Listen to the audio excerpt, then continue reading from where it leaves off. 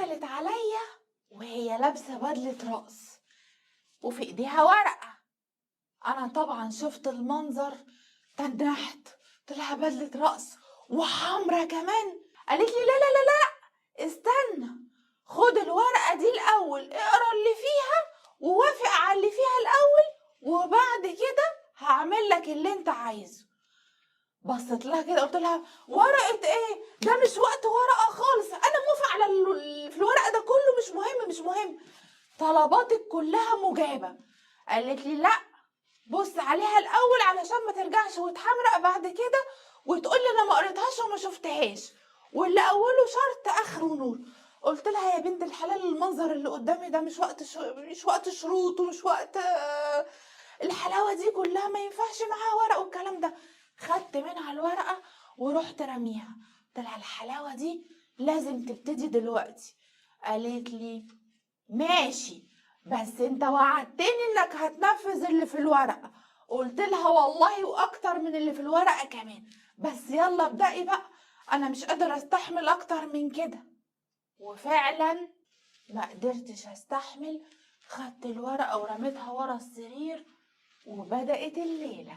وما كدبش عليكم بصراحة يا جماعة، هي شاطرة قوي قوي قوي، مش في الرقص بس، في كل حاجة. اي نعم انا متجوزها عرفي، وقلت يا واد ايه، قضي معاها شوية وبعد كده ابقوا اتطلقوا، ما تتطلقوش مش مهم. بس انا من يوم ما اتجوزتها وانا عشت معاها في دنيا تانية، من كتر ما هي حلوة وشاطرة وعارفة ازاي تبسطني، علشان هي كمان يعني بتحب تتبسط وعندها مشكلة ما في الموضوع، فكانت بتعمله بإتقان رهيب جدا. فما انتبهتش وقلت يا واد ايه، عرفي عرفي، مش مهم، هو انا الاقي اصلا، انا كده كده مش عارفة اتجوز اساسا. ولما اتكلمنا مع بعض واتصاحبنا في الاول ولقيتها انها موافقة جدا وما عندهاش اي مشكلة، فانا حبيت الموضوع. بغض النظر بقى ان انا لسه اصلا معرفتش الورقة دي مكتوب فيها ايه وايه الشروط اللي جدت عليها وكاتباها لي في ورقة، وداخلالي عاملالي استعراض وبدلة رقص جديدة لانج، واللي هو ايه، بتلهيني. يبقى الورقة دي اكيد فيها ان، بس انا طبعا المنظر ما قدرتش اقاوم وقلت لها انا موافق، ايا كان اللي انت كاتباه في الورقه ده ايه، ده انت لو كاتبه لي شيك على بياض همضيلك عليه حالا. وكبرت دماغي يوم والتاني وانا مش عارف بقى الورقه دي فيها ايه وايه اللي كاتبه فيها. عدى كام يوم لحد ما لقيتها كل الايام دي بقى ايه، بتعمل لي نفس الفظاعه اللي شاطره فيها، لحد ما لقيتها قالت لي بقول لك ايه، انت لحد دلوقتي ما شفتش الورقه، وانا خلاص الوقت ازف، لازم تشوف الورقه وتوافق على اللي فيها. انت كده كده قلت ان انت موافق، بس انت مش عارف انت موافق على ايه. انا خدت موافقتك صريحه، بس لازم تشوف الورقه علشان تنفذ اللي فيها. انا قلت ايه، هي جايبه كاتبالي الشروط مثلا انا هغسل المواعين يوم وهي يوم، انا هطبخ يوم وهي يوم. قلت لها ماشي، وريني يا ستي الورقه دي فيها ايه. جابت لي الورقه، قالت لي خد بقى، انا سايباك براحتك اهو، بس انا خدت الموافقه. ببص في الورقه لقيتها كاتبالي جدول ان انا بقى خلاص وضعي وعلاقتي معاها هتبقى مرة في الأسبوع، والأسبوع التاني كتر خيرها مرتين. قالت لي بص، انت هيبقى يوم تلات، والأسبوع اللي بعده يا سيدي هيبقى سبت وتلات. قلت لها ده ايه الجدول الجديد ده وليه ان شاء الله؟ قالت لي لا، ما انا جوزي راجع. اصلا انا نسيت اقول لكم يا جماعة ان هي متجوزاني على جوزها. زي ما بقولكوا كده والله.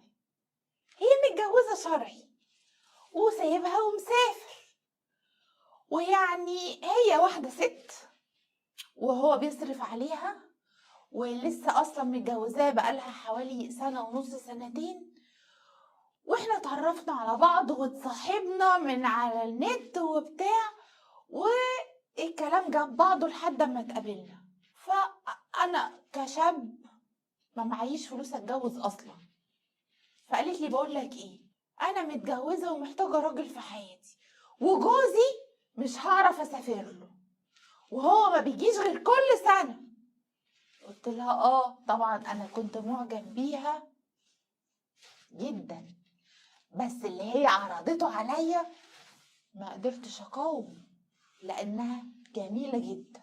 فقالت لي ايه رايك لو نتجوز عرفي ونبقى سوا مع بعض، وهو لما ينزل يبقى مش مشكله، اهو شهر هينزله وبعدين هيرجع تاني، ونحاول نظبط الشهر ده مش مهم ومش هيجرى حاجه. وطبعا وافقت دايركت لحد ما لقيتها بقى كاتبالي الجدول. قالت لي ما هو خلاص نازل، وانا كتر خيري ان الفترة اللي هو نازل فيها دي، بس هو هيطول شوية، مش هيقعد شهر واحد بس، للأسف هيقعد حوالي 3 أو 4 شهور، ويمكن كمان يقعد هنا على طول.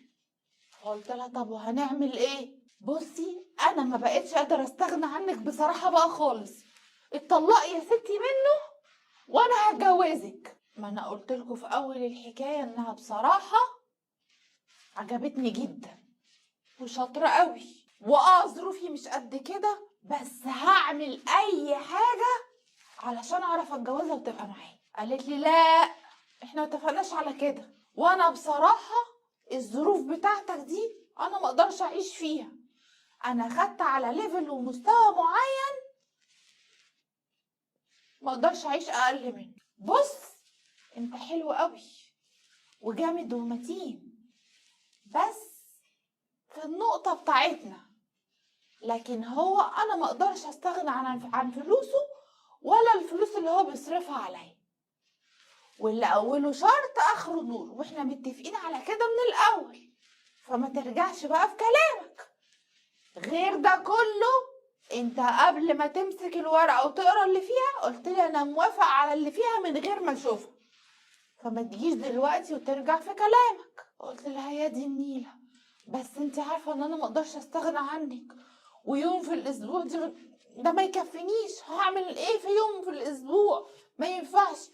قالت لي لا اقرا بقيه الشروط. هو في شروط تانية؟ قالت لي ده اليوم ده كمان هقعد معاك فيه ساعتين بس. قلت لها كمان ساعتين دول نعمل فيهم ايه؟ لا لا لا لا مفيش الكلام ده، يعني يوم ومش هتقعدي معايا من اوله لاخره ونبات كمان ساعه؟ لا لا لا ما ينفعش ما ينفعش ما ينفعش. لقيتها بتقولي هو ايه اللي ما ينفعش ما ينفعش ما ينفعش؟ واللي انا متجوزاه ده اعمل فيه ايه؟ قلت لها لازم نشوف حل. قالت لي انا ما عنديش حلول، يا كده يا خلاص نقطع بقى الورقتين اللي ما بينا وخلاص بقى انت حر.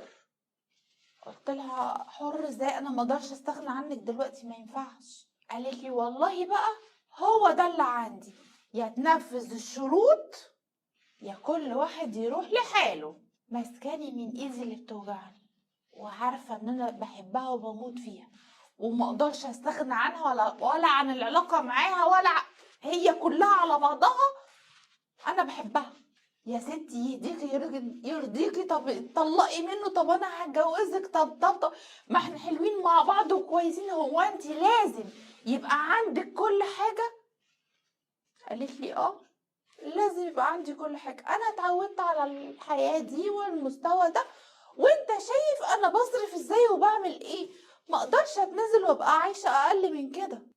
انا دلوقتي مش عارفه اتصرف معاها ازاي، قولولي اقنعها ازاي تتطلق من جوزها وتفضل مستمرية معايا في علاقتها معايا، سواء عرفي بقى شرعي، انا عايزها ومش هقدر ابعد عنها. اقنعها ازاي بقى انها تتنازل وتعيش معايا طالما هي مبسوطة معايا وعلاقتنا مع بعض زي ما هي بتقول غير مع جوزها خالص؟ لكن هي طماعة، عايزة تعيش مع جوزها ومعايا، تاخد من جوزها الحاجات الحلوة اللي فيه وتاخد مني انا الحاجات الحلوة اللي فيا. اقنعها ازاي بقى ان هي تتطلق منه وانا اتجوزها، او تكمل معايا بقى ونعيش بقى زي ما احنا عايزين؟ اعمل معاها ايه دي بقى يا جماعة؟ والله العظيم انا لو مسكتك هضربك بالشبشب. انا لو مسكتك هلسوعك بالشبشب. مش هي، انت. ايه يا بابا؟ هو انتوا بتخترعوا دين؟ انتوا بتخترعوا شرع؟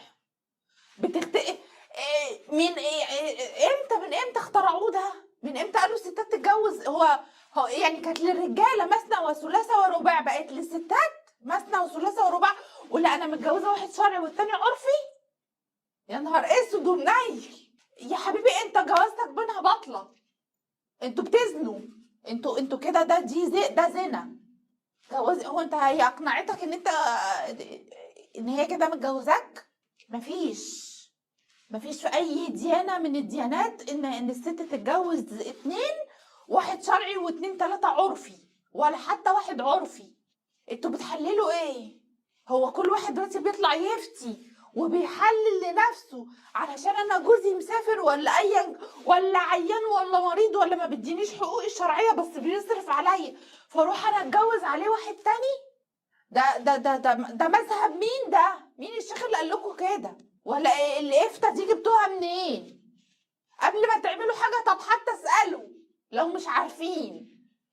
ولو اني اعتقد يعني 1,000,000% ان انتوا عارفين، بس انتوا بتحللوها لنفسكم. مفيش الكلام ده حضرتك، مفيش الكلام ده. قطع الورقة اللي ما بينكم، قطعها، ايه ملهاش لازمة اصلا ان الست متجوزة. انت بعت لي اقول لها اقنعها اقول لك انت تقنعها ازاي ان هي تسيب جوزها وترجع لك؟ دي واحده فجره، دي واحده يعني شمال. اللي هي عملته ده اقذر من القذاره. ده لا في شرع ولا في دين ولا في تربيه ولا في اخلاق ولا في اي حاجه في الدنيا. حضرتك انهي علاقتك بيها؟ ايه اللي انت بتتكلم؟ ورقص ايه وحلوه ايه وبتعمل ايه وبتسوي ايه؟ يا جماعه هو بعت لنا البتاع مش عشان هو عنده مصيبه، لا ده هو عارف من الاول ان هي متجوزه ومتجوزاه هو زوج تاني. يعني هو اللي يعني مش هو اللي متجوز واحده، ده هي اللي متجوزه واحد تاني وهو جوزها رقم 2 ووافق واتجوزها وعادي. انت بعت لي، انت استفزتني، بعت لي تقول لي اقنعها ازاي انها تسيبه وتتجوزني، او اقنعها ازاي ان احنا نكمل علاقتنا مع بعض كده. اللي هو نعم، سوري، انا ما عنديش كلام اقوله، ما عنديش كلام اقوله غير ان حضرتك لا مؤاخذه يعني اقول لك ايه؟ مش راجل يعني؟ اقول ايه طيب؟ ردوا انتوا عليه يا جماعه بالله عليكم، يعني انتوا ردوا عليه. في واحد اصلا يبقى عارف ان واحده متجوزه يروح يتجوزها، وكان واخد الاول الموضوع لعبه وبس، عجبته وحبها وطلعت اصلها جامده قوي واصلها بتعمل لي وبتسوي لي وهي كمان معرفش ايه ده. ايه ده؟ ردوا عليه، ردوا عليه انتوا، قولوا له يعمل ايه. عشان انا اللي هم بيقولوا عليه ده دين جديد، ده اخترعوا دين جديد انا معرفوش.